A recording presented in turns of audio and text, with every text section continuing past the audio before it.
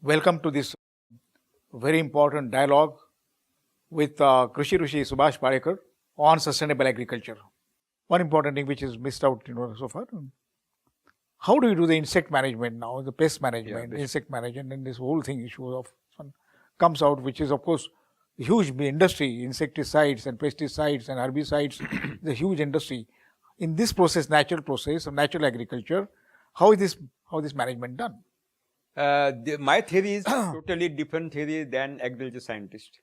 Agriculture scientist says insects are the enemies of the farmers, crops also. But I am thinking totally different ways.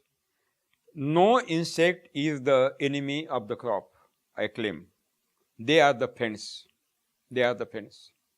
If they said, agriculture scientists claim the insect attacking the crop and they destroy the crop, I am asking one question to the agriculture scientist: why the forest trees are not affected by insect attack?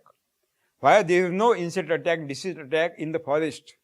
Why there is no insect attack and disease attack on the both bank of the roads, highways, on the boundary of the farm also? There is no insect attack. Why? There is no answer with the agriculture university. No, there is no answer. Real answer is resistance power. God has given the best gift to the human being, to the vegetation, to the every living being, that is resistance power. In zero-waste farming, we are creating the resistance power in the body, because this resistance power is given by the humus, and humus is created only zero-waste natural farming. When we utilize straw mulching and Jivamrutam, humus is created in the soil. That humus gives the resistance power to the plant body, and when the resistance power is created in the plant body, no insect attack and disease attack. You will see in my or zero-waste farming, you will see no attack of insect, and because we are creating the resistance power. This theory of agriculture university is totally wrong, that the insect attack is a natural process. It is totally wrong. Without inhibition, insects are not coming. Because when you, there is a natural law. No body, maybe human body, maybe vegetation body, maybe animal body, maybe insect body, will accept to enter the foreign body inside. They immediately start to throat. When you give the urea, nitrates are accumulated in the plant body. These are the foreign bodies. Residues of the insecticides are accumulated. Heavy metals by organic farming, that means cadmium, arsenic, mercury, lead are accumulate in the plant body. These are the foreign bodies. Now the plant is totally excited by means of these foreign bodies enter foreign body, and they send a message to the in the environment. Please, all the insects should come who are sucking pest. You come, you dung, and you remove the militants. And then after the invitation, the insects are coming. They suck the juice. They suck the all foreign bodies, and then the tree is established. I will give you one example. Why in the forest insects are not attacked? Because in the forest land, we are not going to utilize any chemical fertilizer. We are not spraying insecticide, and we are not utilizing vermicompost. So no problem to enter the foreign body, and no problem to invite the insect, and no problem to spray the insecticide. No problem at all. We have only remedy. We have to create the resistance power, and zero-waste farming is creating resistance power, no attack. Secondly, there is a biological control. There are two types of the insect. One, the enemy insect which attack, and one predator or friend insect which control the enemy insect. And friend insect are very in low quantity, but low quantity also they control all friend insect. And only what are the host plant we have to take as intercrop, in which they can stay and they will control the. In my technology, I have given so many intercrops so that they will come, they will reside, they will control.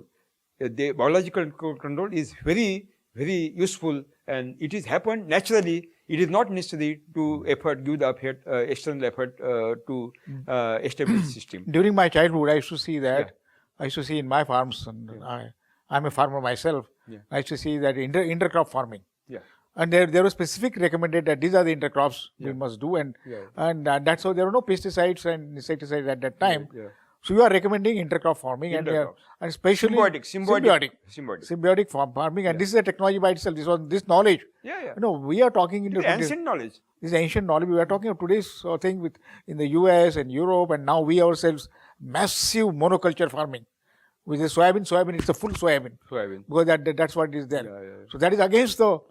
It is totally against, because they want to attack. There should be attack of the insect, so that farmers will commit to purchase insecticide and fungicide from the market, and money will go outside India.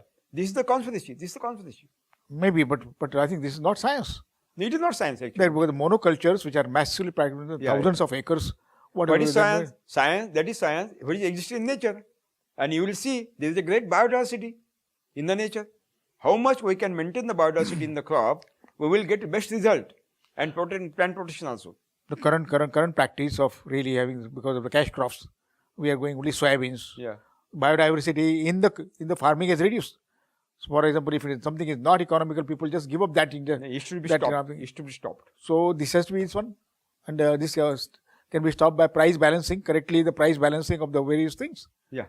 So I think intercrop farming, which was known ancient for long times, must be reintroduced. Yeah, must be introduced. And we should stop this monoculture, not this massive monoculture things which are going on. Yeah. So which may be useful this year or next year, Yeah. but can result into the massive damages. And by means of my technology, special farming, if there is a monocrop, we can conserve only 12.5 kilocalories solar energy per square feet leaf surface area in one day. But when you take intercrops, 5-layer model, you will conserve 5 times more energy in same 1 square feet leaf surface area by means of the variable intensity of the solar light they want. So I think that it is a miracle technology to conserve maximum quantity of the solar energy, so that we can utilize that solar energy by means of the food, by means of the straw as a mulching material.